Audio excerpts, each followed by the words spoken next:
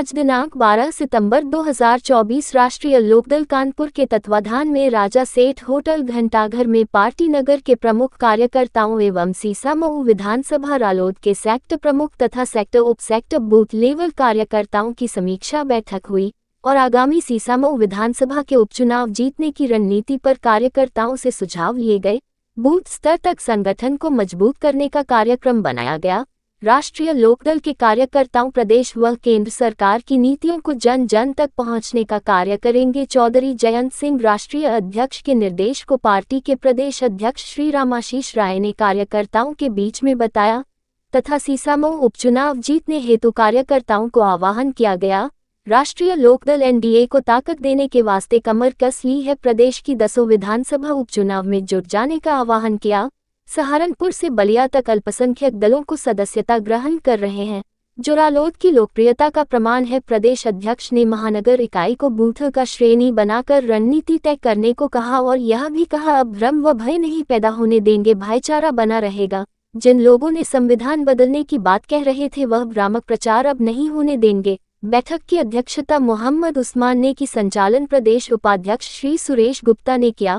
वक्ताओं में श्री B.S. लाल, विमलेश पाठक, मोहम्मद इमरान, नरेंद्र यादव, विनोद यादव, योगेश कुशवाहा, बसंत सिंह, राकेश सिंह, राजू चौहान, श्रीमती मधु सिंह, बीनू सिंह, कुंती देवी कुशवाहा, रोबिल गुप्ता, अरविंद सिंह, शाकिर अली, नीरज सिंह चंदेल, अश्विनी त्रिवेदी, दीपक शर्मा, मोहम्मद इमरान अली, राजेश सोनकर, रावल गुप्ता, मोहम्मद असलम, पंकज शर्मा, शिव शुक्ला सहित सैकड़ों लोग मौजूद थे। आज कार्यकर्ताओं की जो बैठक हो रही है उस बैठक का मुख्य विषय है सीसामऊ विधानसभा का उपचुनाव, उसमें लोकदल के कार्यकर्ताओं की भूमिका। उस विषय पर तैयारी करने के लिए और संगठन को बूथ लेवल तक पहुंचाने के लिए, अपने बूथ लेवल का संगठन तैयार करने के लिए, उसकी रणनीति बनाने के लिए आज ये बैठक हम लोग आयोजित किए।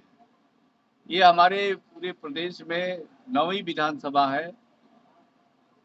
इसके बाद हम करहल में जाएंगे और लगभग राष्ट्रीय लोकदल सभी विधानसभाओं में अपने संगठन का तंत्र मजबूत कर लिया है और कार्यकर्ताओं का निर्देश दे दिया है कि वो बूथ और सेक्टर उप सेक्टर में बांट करके विधानसभा की पूरी तैयारी करें। हम एनडीए को ताकतवर बनाने का काम करने का कार्य कर रहे हैं। हमारे राष्ट्रीय अध्यक्ष चौधरी जयंत सिंह जी को एक बड़ी जिम्मेदारी प्रधानमंत्री ने दिया है। उन्हें कौशल विकास और शिक्षा का राज्य मंत्री बनाया है। इस देश में कौशल विकास की बड़ी भूमिका है और केंद्र सरकार के लिए उसकी प्राथमिकताएं भी हैं। इस देश में जिस तरह से बेरोजगारी की रफ्तार बढ़ रही है तेजी से, उसको कम करने के लिए कौशल विभाग ही महत्वपूर्ण भूमिका अदा कर सकता है और ऐसे बड़े विभाग की जिम्मेदारी हमारे राष्ट्रीय अध्यक्ष चौधरी जयंत सिंह के ऊपर दी गई है।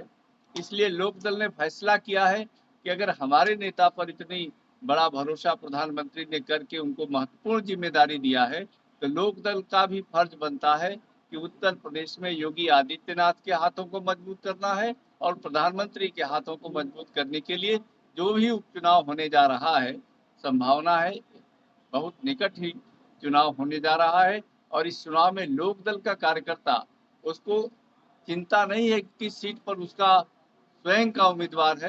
केवल चिंता इस बात की रहेगी कि एनडीए का उम्मीदवार जो भी हो वो विजयश्री को प्राप्त करे। राष्ट्रीय लोकदल जो है गठबंधन का हिस्सा है, कानपुर जो उपचुनाव होने से उस पर क्या लगता है? सीसामऊ उपचुनाव में एनडीए के घटक के रूप में राष्ट्रीय लोकदल जो भी प्रत्याशी आएगा उसकी पूरी दृढ़ता के साथ, पूरी मजबूती के साथ उसे जिताने के काम में, एनडीए के जिताने के काम में लगेगा। जैसा कि मंच से बोला गया है कि हम ये सिर्फ जीत नहीं सकते, क्या लग रहा पहले से? नहीं, इन्होंने ये कहा है, इनके कहने का कभी अभिप्राय दूसरा था। इनके कहने का अभिप्राय दूसरा था। तुम समझ रहे हो, आप जीत नहीं सकते, जिता सकते हैं, क्या लग रहा है आपको? नहीं, ये हमारे सुरेश गुप्ता जी पार्टी की भी अकेले की बात करने लगते हैं ना कभी कभी जो है, तो इन्होंने अकेले की बात करने लगते हैं कि हम अकेले हमारी, लेकिन जब एनडीए की ये बैठक एनडीए को जिताने के लिए हो रही है, अब हम इंडिविजुअल कुछ नहीं है, हम एनडीए के साथ अपनी बात रख रहे हैं और एनडीए यहाँ बराबर पक्ष विपक्ष में रहा है, बहुत थोड़े वोटों से हारा है। भाजपा वर्षों से चुनाव यहाँ लड़ती आ रही है, बहुत ताकतवर चुनाव लड़ी है, कभी हारी है कभी जीती है।